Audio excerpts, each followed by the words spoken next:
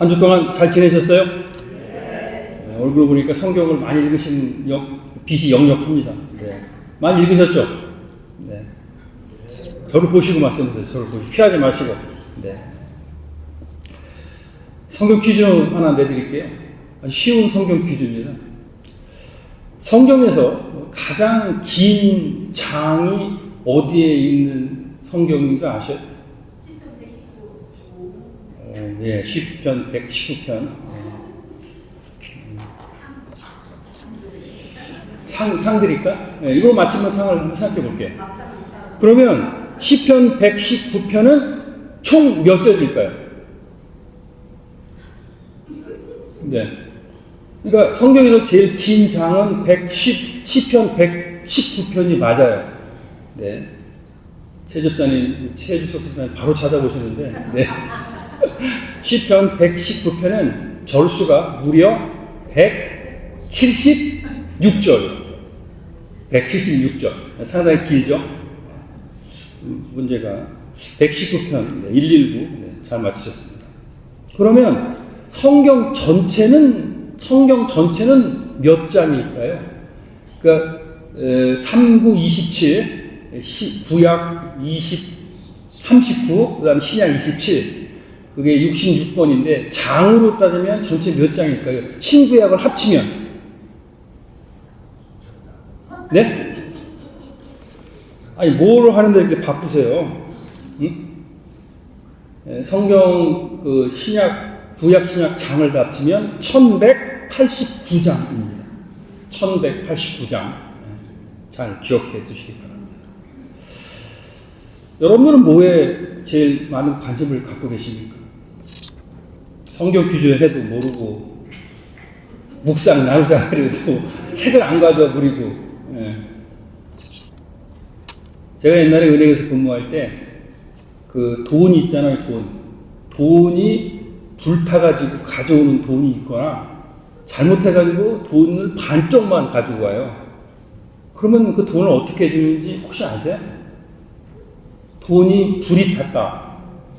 그래서 다 타고 조금만 이렇게 구탱이만 갖고 오는 사람도 있고, 어떻게 접었는데 반이 잘라져가지고 없어진 사람도 있고, 그걸 가져와요. 돈으로 바꿔달라고. 그런 경우 많이 있습니다. 집에 장롱에다가 이렇게 감춰놨는데 불나가지고 재 들고 와서 바꿔달라는 사람들. 그런데 그때 기준이 있어요. 무슨 기준이 있냐면 그 손권을 처리하는 이렇게 평수를 재는 자가 있어가지고요. 75% 이상이 남아있다. 75%. 그러면 무조건 100% 쳐줍니다. 그런데 그게 75%에서 40%까지만 남아있다. 그러면 50%를 쳐줘요. 50%. 그러면 40%만 남아있다. 그러면 은행에서 어떻게 주는지 아세요? 40%. 그러니까 전체 100%인데 40%만 남아있는 돈을 갖고 왔어요. 바꿔달라고 그래요. 그럼 어떻게 해야 돼요? 네? 40%. 40% 가져오면 안 바꿔줍니다. 그러니까 불태우지 말고 돈 관리 잘 하세요. 그거를 이제 돈을 가져오면 이렇게 불타다 마르면 재가 있어가지고 막 으스러져요. 그럼 나중에 한국은행에 보내서 그 돈을 받아야 되는데 으스러지면 다시 이렇게 40% 미만 판정 나오면 받은 사람이 또 다시 물어내야 되거든요. 그걸 가지고 또 잘 종이에다 붙여요. 안 떨어지게. 그렇게 했던 생각이 나는 거죠. 돈에 대한 관심도 별로 없으시고. 그러면 건강에 대한 관심을 한번 여쭤볼까요? 건강에 좋다는 얘기 듣고 어떤 분이 자기가 좀 이제 10년도 됐으니까 다이어트를 한다고 열심히 다이어트를 하려고 했는데 포도 다이어트를 하면 그렇게 좋다는 소리를 들었습니다. 그래서 포도만 먹었어요. 아침, 점심, 저녁, 간식까지 일주일을 포도만 먹었어요. 그런데 그분이 일주일 뒤에 쓰러졌어. 왜 그랬을까요? 네? 당뇨? 당이 많아서? 뭐라 그래서 뭐 안 들려야겠어요. 네? 병원에 가서 알아보니까 그분이 농약 중독이래요. 농약 중독. 그러니까 뭐든지 이렇게 한쪽으로 치우치면 거기에서 문제가 생깁니다. 그런데 이제 중요한 것은 뭐냐면 우리가 신앙생활을 할 때 성경을 읽고 성경에서 주는 하나님이 주시는 메시지, 그리고 오늘 여기 보니까 Jesus is Lord라고 하는 게 아주 딱 인상적으로 들어오는데, 이것이 어떤 내용을 주는가를 우리가 잘 항상 생각하고 염두를 해둬야 될 필요성이 있는 겁니다. 건강의 문제도 아니고 돈에 대한 문제도 아니고 교회는 영생에 대한 영적인 문제를 항상 논하고 얘기하고 성경 속에서 그 해답을 찾아야 되는 이유가 거기에 있는 것입니다. 지난 시간에 요한복음 이제 1장 29절의 말씀을 중심으로 말씀을 나눴는데 한번 읽어보도록 하겠습니다. 읽겠습니다. 시작. 이튿날 요한이 예수께 자기에게 나오심을 보고 이르되 보라, 세상 죄를 지고 가는 하나님의 어린 양이로다. 예수 그리스도를 얘기할 때 세상 죄를 지고 가는 하나님의 어린 양이라고 하는 부분이 예수 그리스도의 정체성을 얘기하는 대표적인 성경 구절입니다. 세상 죄를 지고 가는 하나님의 어린 양이라고 했을 때 세상 죄를 진다라고 하는 그런 이제 말씀을 사용하셨는데, 우리가 그 포도나무와 우리와의 관계를 얘기할 때 이제 농사를 질 때 포도나무를 그냥 땅에다 자라게 했다가 어느 시간이 되면 그것을 포도나무 가지 뭉탱이를 들어서 걸친다. 이것을 뭐라고 했냐면 원어에 아이로라고 하는 표현을 사용했다라고 했어요. 아이로는 뭐다? 리프트, 들어 올렸다. 어떻게? 흔들어 털어서.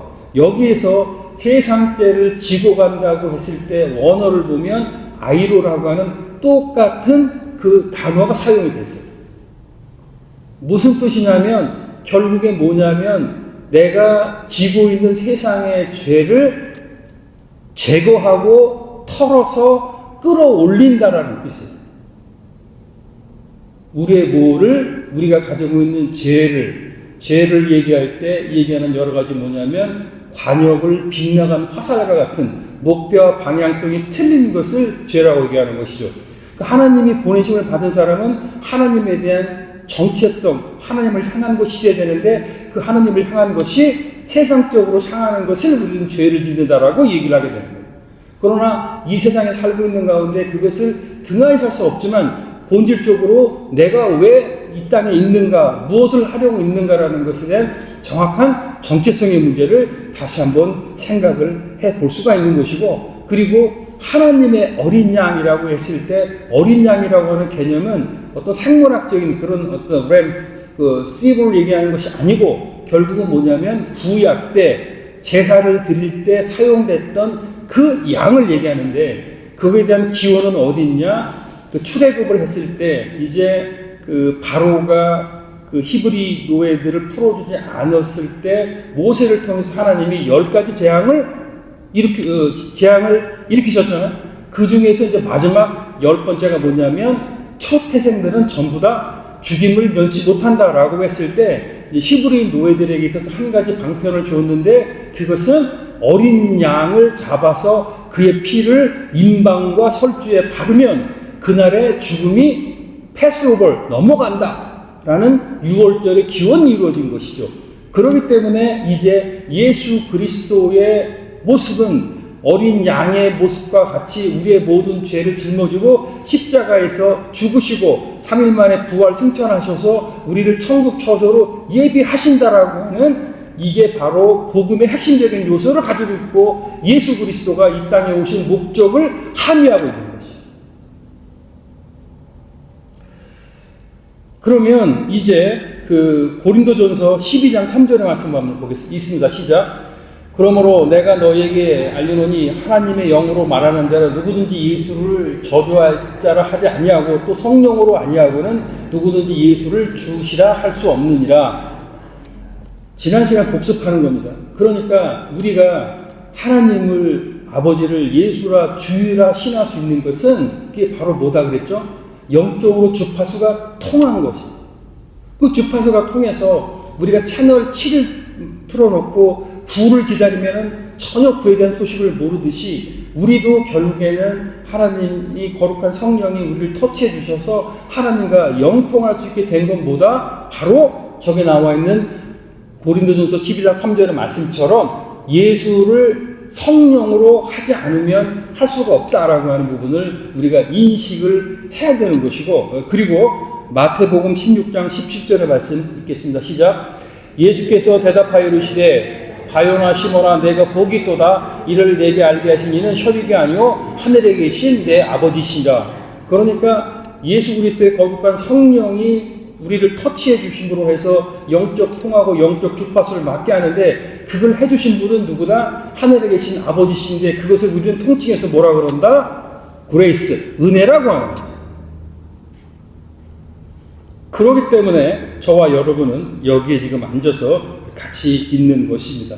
그렇기 때문에 이제 우리가 중요한 부분은 뭐냐면, 이렇게 우리는 하나님의 택정함을 받아서 주의 백성이 돼서 거룩한 절에 나와 예배를 드리는데, 그렇지 못하고 영적 주파수가 아직도 하나님과 통하지 아니하고 세상 쪽에 있는 사람을 위해서 그럼 우리는 어떻게 해야 되는 거예요? 하나님 아버지 그로 하여금 이 사람들도 마찬가지로 하나님을 알게 해주시는 은혜를 허락하여 주시옵소라고 계속해서 뭐를 한다? 우리가 기도를 해야 되는 것이에요. 콩나물 혹시 이렇게 시루에다가 길어보신 분이 있으신가요? 콩나물? 물 한 바가지 줄게 콩나물 시루에다 주면 밑에 보면 물 한 바가지가 거의 다 빠지잖아요. 그런데 그렇게 물을 자주 주다 보면 어떤 시간이 지나면 콩나물은 자라 있는 모습을 우리가 볼 수가 있습니다. 기도라고 하는 부분이 비행기 있잖아요. 비행기가 있어서 이제 비행기 쭉 하늘을 날아오다가 공항에 이제 활주로에 내려야 되잖아요. 그러면 쭉 랜딩 기어에다가 이제 바퀴가 내려와서 땅에 착통 하고 스무스하게 오기도 하고, 어떤 건 막 또 심하게 드드등 하면서 오잖아요. 그러면 비행기 무게가 있어서 그 타이어가 어떻게 되죠? 달아요. 그 타이어가 단다고 하는 개념은 뭐냐면 활주로에 그 타이어가 배기는 겁니다. 이렇게. 그거 그대로 내비두면 비 오는 날 다음 비행기가 이렇게 오다 보면 미끄러져가지고 사고가 날 수가 있으니까 어떤 시간이 되면 그 활주로를 다 깨끗하게 또 크린을 싹 해줘야 내려가고 아까 그걸.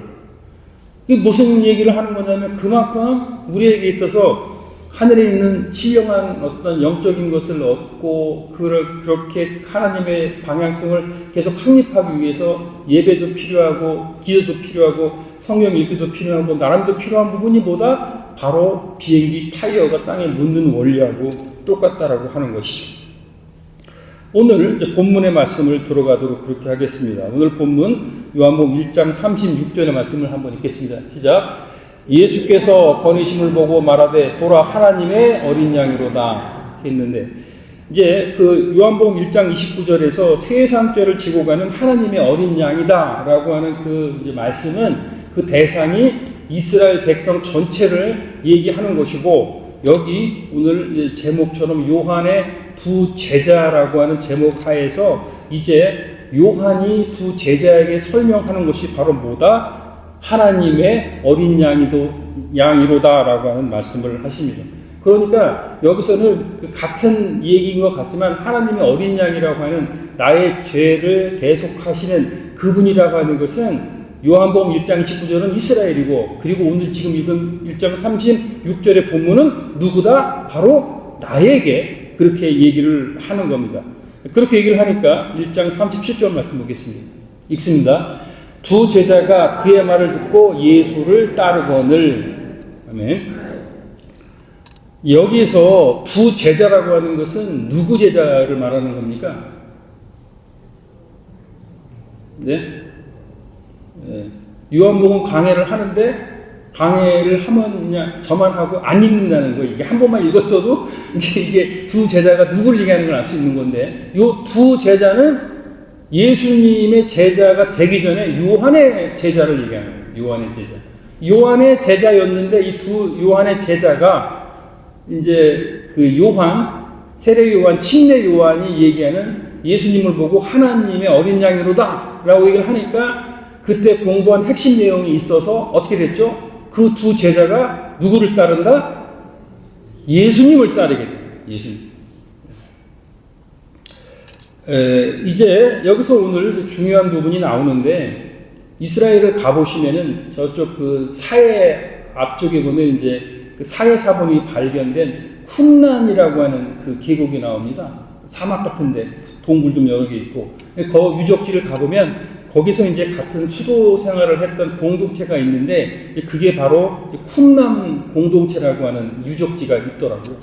이제 거기서 설명을 쭉 하는 걸 보니까 그 쿰란 공동체에 있는 사람들이 오실 예수를 기다리시면서 이렇게 성경을 필사하고 공동체 생활을 했다라고 하는 내용이 쭉 있고 설명을 해주는데, 그 쿰란 공동체에서 침례 요한, 세례 요한도 한 2년 정도 있었던 걸로 그렇게 분석이 되고 있습니다. 그런데 그렇게 성경을 필사하고 구약 성경을 읽으면서 오실 예수 그리스도에 대한 내용을 들었고, 이제 세상 때를 짊어지고 가는 하나님의 어린 양이다라고 얘기를 하니까, 그것을 듣고 요한, 침례 요한의 두 제자가 이제 예수님을 따르는 이 사건이 생기는 겁니다. 그러면 그 두 제자가 따른다라고 하는 개념을 여러분들은 이제 어떻게 이해를 하실까요? 따른다, 예수님을 따른다. 여러분들은 지금 예수님을 따르고 계십니까? 신약 성경에 보면 예수를 따른다고 했을 때 그 신약 성경에 90번이 따른다는 단어가 나오고, 그 중에서도 복음서에 80번이 예수를 따른다고 하는 그 단어가 사용이 됐습니다. 그러면 예수님을 따른다는 건 대체 뭐를 어떻게 하는 게 따르는 겁니까? 따른다는 것이 뭐예요? 예전에 어머니 뭐 시장 따라가면 어머니 뒤를 따라가고, 한 발 뒤로 해서 엄마 뒤 따라가는 거죠. 그냥 따라가는 건데, 그런 의미도 되지만 결국 따라간다라고 하는 것은 뭐냐면 순종하며 간다라는 뜻이에요. 그러니까 여러분들은 예수 그리스도를 구주와 주님으로 영접하고 계시면서 신앙생활을 하시는데 예수님께 순응하고 계신지를 한번 생각해 보셔야 될 필요가 있습니다. 저희들 예전에 군대 갔을 때 그 보병에서는 소대장 이렇게 교훈이라 그러나요? 그게 follow me, 나를 따르라 였거든요. 나를 따르라. 거기서 이제 초록색 견장을 단 사람은 이제 뭐 즉시 전시에 총살할 수 있는 권한도 갖고 있는 것이 공권력에 대한 이제 따름이 있는 것이죠. 그런데 여기서는 이제 우리의 죄를 지고 가는 예수 그리스도의 어린 양이라고 하니까 따라갔다, 따르다, 순응했다라고 하는 그 표현이 되는 겁니다. 그렇다면 결국에는 요한의 두 제자가 가졌던 것을 오늘날 우리가 예수 그리스도를 따른다고 했을 때 그 따르는 것을 어떻게 해석해야 될지를 또 마태복음을 통해서 한번 알아보도록 그렇게 하겠습니다. 마태복음 16장 16절 말씀 보겠습니다. 읽습니다. 시작. 시몬 베드로가 대답하여 이르되 주는 그리스도시요 살아계신 하나님의 아들이입니다. 따르고 순종하기 위해서 이처럼 제일 먼저 필요한 부분이 뭐다? 바로 고백을 하는 겁니다. 여러분들 지금 주차장 바로 앞 건물이 있는데 AA에서 그 그룹이 같이 이렇게 그 교회를 쓰고 있죠. 그 건물을. AA가 뭡니까? 안티 알코올 클럽이에요. 안티 알코올. 그런데 안티 알코올 클럽에 가입하려고 하면 전체적으로 하는 첫 번째 순서가 뭐냐면 자기가 여러 회중 앞에 서서 저는 알코올 중독자입니다 라고 하는 고백이 있어야 거기서 받아줘요. 나는 그거 아니고 잠깐 그랬는데 여기 오라 그랬다. 본인이 자발적으로 오는 사람도 있고 아니면 판사 명령에서 오는 사람도 있고 그런 부류가 다 여기 모여 있습니다. 네. 그런데 중요한 건 뭐냐면 결국에는 이렇게 베드로가 예수 그리스도에 대해서 내가 어떤 사람인가를 이제 고백을 하는 거예요. 그러니까 예수님은 하나님이신데 베드로는 뭐라 그랬냐면 주는 그리스도시요 살아계신 하나님의 아들입니다라고 하는 고백이 있었다는 거예요. 그러니까 여러분에게 있어서 과연 예수님이 어떤 분이냐. 그래서 쭉 저희들이 지금 성막을 통해서 혹은 예수 그리스도의 이름의 의미가 뭐에 대해서 쭉 설명을 해온 것이죠. 그것을 항상 하나님이 나를 보내셨다라고 하는 정체성과 더불어서 제일 먼저 갖고 있는 것이 뭐다? 바로 그런 신앙적 고백이 있어야 된다. 그것이 신앙생활의 반복이고 임직하시는 분들은 내가 어떻게 구원을 받았고 하나님 나에게 어떤 소명을 주셨는가에 대한 반복의 연장선상으로 이해를 하시면 되겠습니다. 두 번째로 그 제자가 되려면 고백을 해야 되고, 두 번째로는 뭐냐면 16장 22절 말씀 보겠습니다. 읽습니다. 시작. 베드로가 예수를 붙들고 항변하여 이르되 주여 그리 마옵소서, 이 일이 결코 주께 미치지 아니하리이다. 아멘. 이제 그 예수님께서 12제자를 데리고 사역을 하시다가 이때 마태복음 16장에 이르러서 내가 이제 십자가를 져야 된다. 그래서 십자가에 죽어야지만이 성령을 보내올 수 있다라고 얘기를 하니까 이 말씀을 듣고 발끈한 사람이 누구냐면 베드로가 발끈했습니다. 그러면서 여기 보면 붙들고 항변했다라고 하는 좋은 말로 이렇게 표현이 되어 있지만 원문을 해석해 보면 어떤 내용이냐면 베드로가 예수님한테 조금 지나치게 예수 선생님 저 잠깐 좀 보시죠. 요 방으로 이제 예수님을 데려가는 겁니다. 그러면서 하는 얘기가 왜 잘 해오시다가 이렇게 쓸데없는 얘기를 하셔서 분위기를 깨십니까? 라고 하는 얘기가 항변하여 가로되라는 거였어요. 그러니까 제자가 되려고 하면 예수님에 대한 고백도 있어야 되고, 베드로는 예수님을 3년 따라다녔지만 십자가를 진다고 하니까 예수님 그런 소리 하지 마십시오. 분위기 다 깨고 지금 이렇게 우리가 3년 동안 정말 힘들게 따라왔는데 왜 이런 말씀을 하십니까? 라고 하는 항변을 하는 내용이 뭐다? 그것은 영적인 일을 보지 아니하고 세상적인 일을 보니까 거기서 이런 문제가 발생하는 거예요. 그러면 예수 그리스도의 제자라고 하는 것은 뭐냐면 이렇게 내가 먹고 사는 건강의 문제나 아니면 먹고 사는 돈의 문제, 세상적인 문제에 대한 것은 결코 예수님을 따르는 제자로서 가져야 될 일이 아니고 그것은 어떤 거냐면 잘못된 희망입니다. 잘못된 희망입니다. 네. 그러면서 이제 결국은 제자가 되기 위해 예수님을 따르기 위해서 이제 주신 말씀이 뭐냐면 16장 23절로 24절 말씀 읽습니다. 시작. 예수께서 돌이키며 베드로에게 이르시되 사탄아 내 뒤로 물러가라. 너는 나를 넘어지게 하는 자로다. 내가 하나님의 일을 생각하지 아니하고 도리어 사람의 일을 생각하는도다 하시고 24절. 이에 예수께서 제자들에게 이르시되 누구든지 나를 따라오려거든 자기를 부인하고 자기 십자가를 지고 나를 따를 것이니라. 아멘.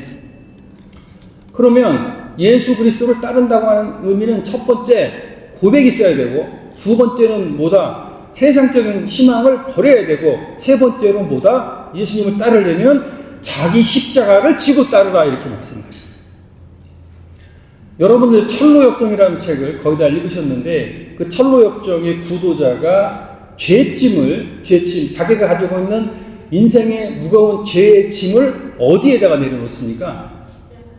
십자가 밑에다가 내려놓죠. 그러니까 죄짐이 차 어디 이제 구덩이에 빠지잖아요. 그러면서 구도자의 인생이 끝났습니까? 안 끝났습니까? 안 끝났습니다. 시온성을 향해서 계속 걸어가고 나가고 있습니다. 그 중에서 이제 우리가 꼭 하나 염두에 둘 게 뭐냐면 예수 그리스도를 구주와 주님으로 영접하면 그러면 우리의 죄짐, 우리의 무거운 원죄에 대한 모든 죄는 그 전에 지금 미래의 것도 다 예수 그리스도가 도말시켜 주셨단 말이에요. 어떻게 이해를 해야 되냐면 옛날 그 차에 보면 그 에어필터라는 게 있었어요. 에어필터. 엔진 있는 차에. 그러면 에어필터를 갖다가 더러우면 깨끗한 에어필터를 갖다가 이렇게 바꿔서 끼워줘요.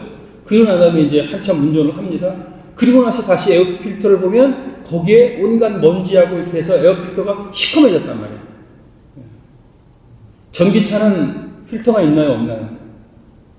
전기차는 모터로 하기 때문에 에어필터는 없지만 배터리 필터가 따로 있습니다. 배터리에 또 공기 잘 해야지 들어가는 게 있습니다. 그게 마찬가지로 죄짐은 우리가 버렸어요. 그 죄짐은 이제 십자가 밑에서 이미 버렸는데 세상을 살다 보면 그렇게 관계성이라든가 먹고 살아야 되고 건강의 문제 여러 가지 있기 때문에 아무리 조심을 하고 먼지 없는 곳을 다니더라도 이게 쭉 이렇게 먼지가 에어필터에 끼듯이 낀단 말이에요. 그러다가 그러다가 이제 뭐 바꿔끼기도 하고 인생사 여러 가지 굴곡을 먹고 이 하나님 간섭하심이 나타나서 결국에는 이게 마지막으로는 뭐다? 하나님이 불러가셔서 영과 혼이 분리되는 죽음이라고 하는 관계를 이제 맺이하게 되는 것이죠. 그런데 그 기간 동안 우리의 죄짐을 다 내려놓고 쭉 살고 가는 동안 우리에게 주어진 여러 가지 것이 뭐다? 그게 바로 내가 지어져야 될 만한 나의 십자가라는 거지. 그러니까 그 십자가는 제가 져야 될 십자가가 따로 있고 여러분들이 져야 될 십자가가 다 따로따로 있는 거예요. 그것도 없이 완전히 그냥 그 에어필터에 먼지 하나 끼지 않이 깨끗이 갈 수 있는 방법은 없는 거예요. 그래서 그것을 이제 사람들과의 관계성에서 알진 못하지만 이제 같이 나눌 수 있고 할 수 있도록 하는 것이 뭐다? 자기 십자가를 지고 가는 것이고, 그러다가 어느 순간이 되면 이제 하나님께서 이 세상의 삶을 마치고 그만 올라오너라 하고 부르시면 그때 이제 어디로 가느냐? 본향으로 우리는 가게 되는 것입니다. 그 아버지 어머니도 사시던 그 곳에서 뭐 가구도 있고 가전제품도 있고 뭐 사실 때는 돈을 주시고 좋은 걸 사셨겠죠. 시간이 지났습니다. 그리고 두 분 다 이제 소천하셨습니다. 그러고 나니까 그 물건을 어떻게 해요?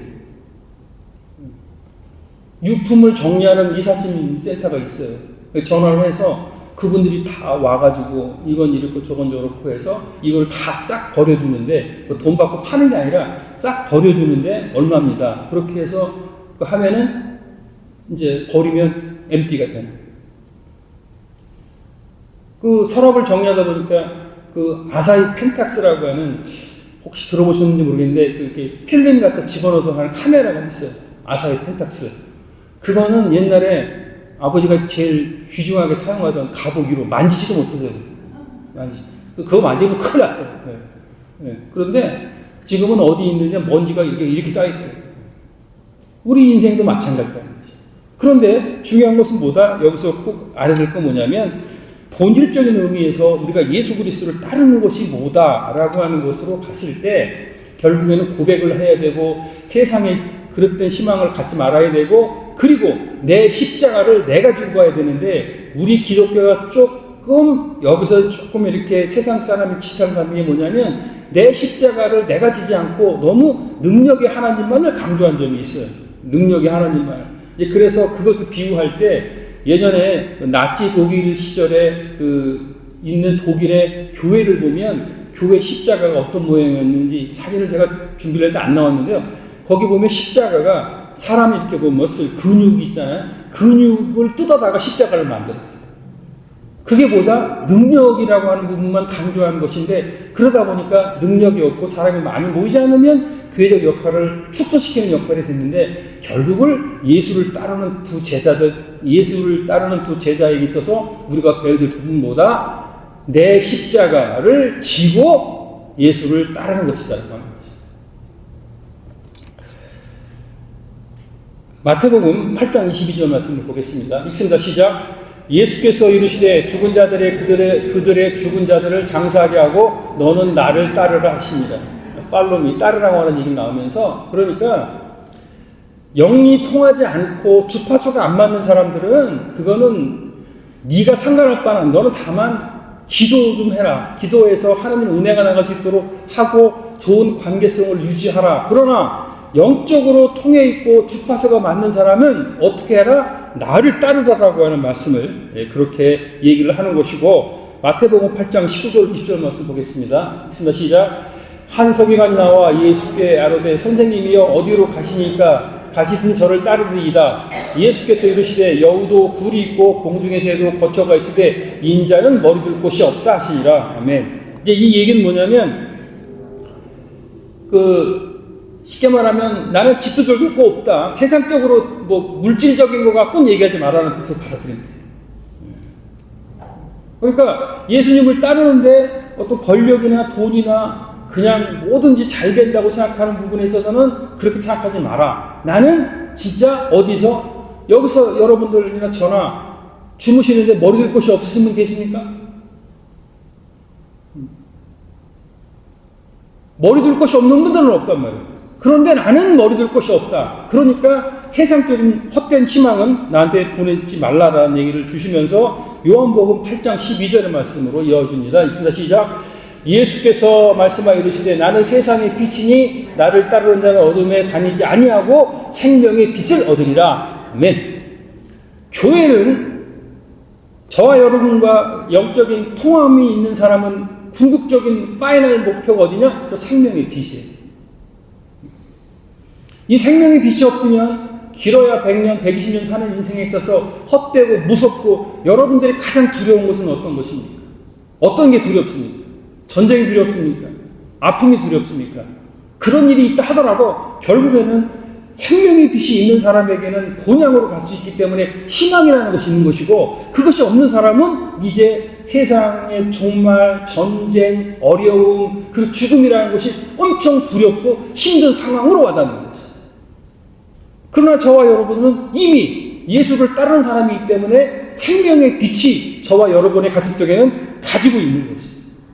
그렇기 때문에 죽은 자는 죽은 자 일로 하고 산 자는 나를 따르라라고 하는 말씀을 저희들에게 주고 계십니다.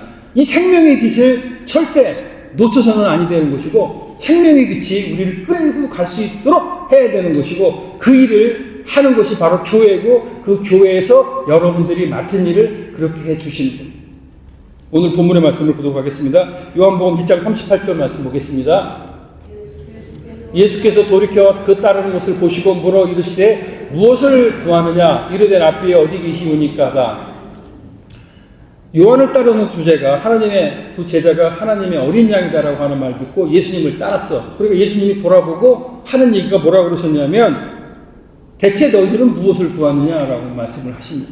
정경으로 들어가서 여러분들은 신앙생활을 하시면서 무엇을 구하십니까?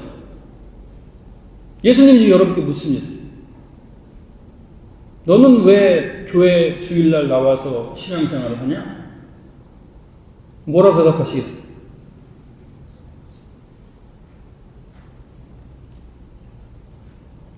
요건 제가 다음 주 성경 공부할 때 하죠. 시간이 많이 됐네요.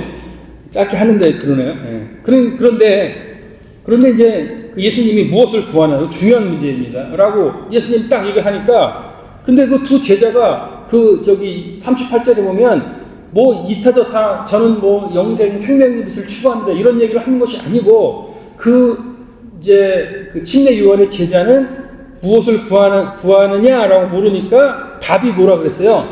랍비여 어디 계시오니까 이 얘기를 합니다.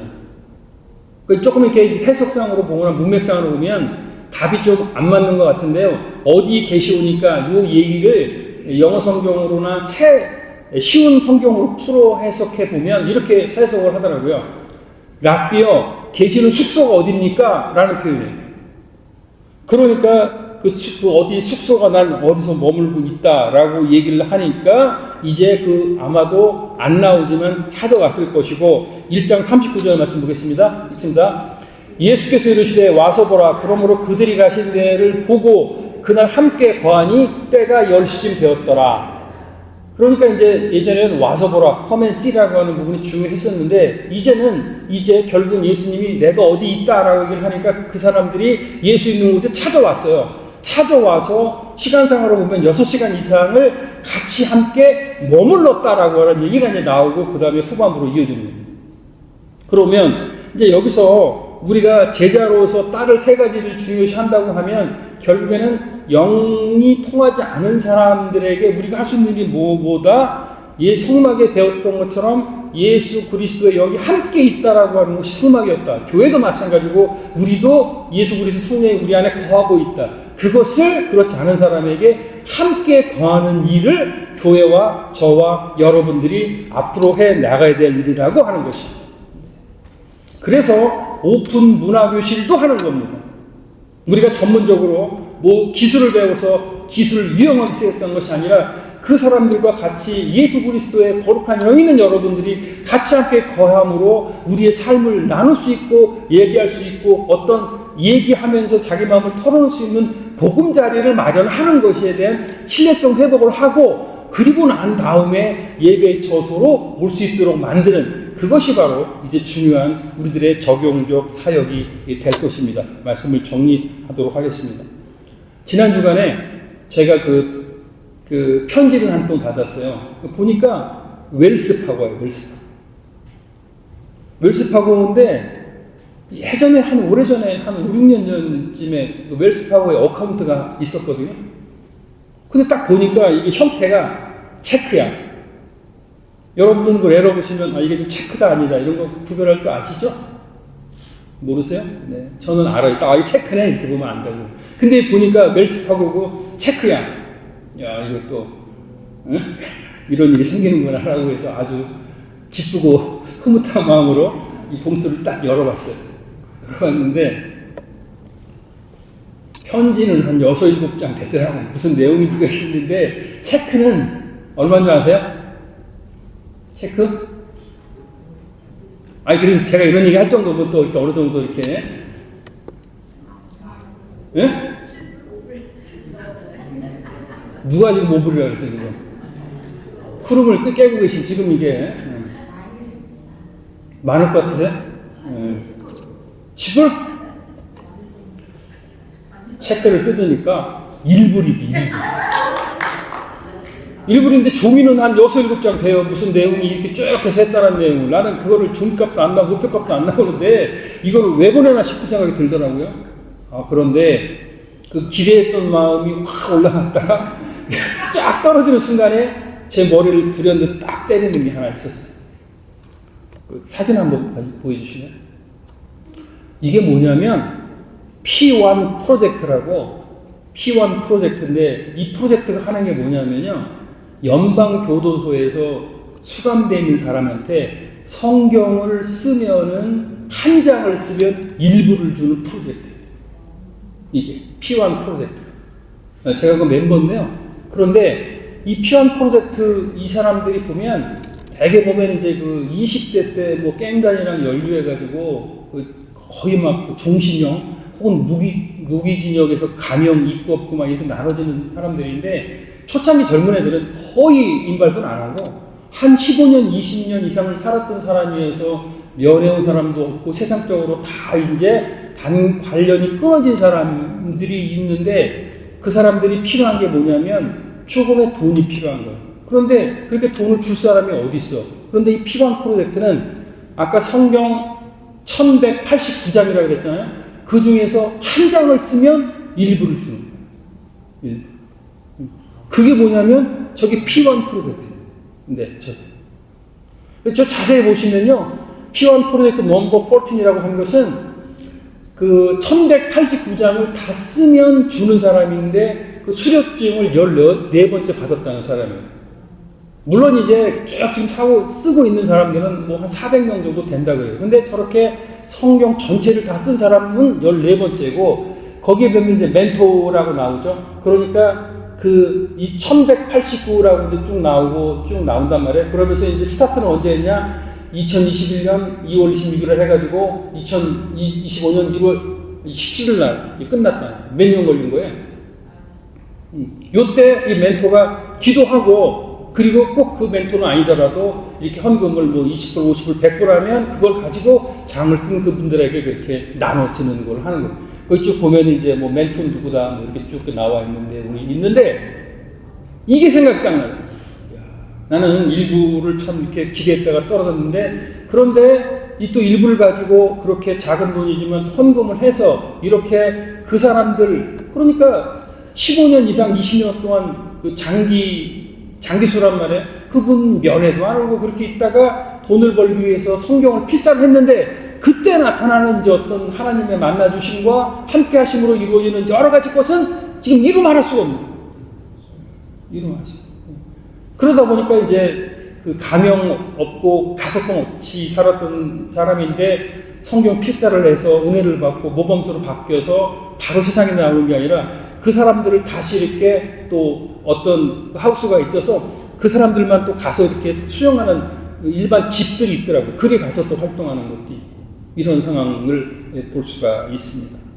그렇기 때문에 이제 결국에는 여러분들이 이제 요한의 두 제자처럼 예수 그리스도를 따르는 자라고 고백을 하셨다라면 어떤 큰 일을 하실 수가 있고 엄청난 일을 하셔야 되는 것은 아니고 고백 가운데 신앙인으로서의 자세를 갖추고 그리고 내가 할 수 있는 선에서 최소한의 것, 그러니까 비행기가 활주로에 랜딩할 때 그 타이어가 땅에 묻듯이 그렇게 조금이라도 할 수 있는 것이 보다 그게 바로 은사고 그것을 한 영혼을 위해 살리는 데 집중하고 그것이 오픈 사역의 주된 목적이고 그리고 그 가운데서 하나님이 주신 나의 은사를 하나님 나라 확장을 위해서 사용하는 제자가 되는 것이 그런 저와 여러분이 되시기를 주님의 이름으로 축원드립니다.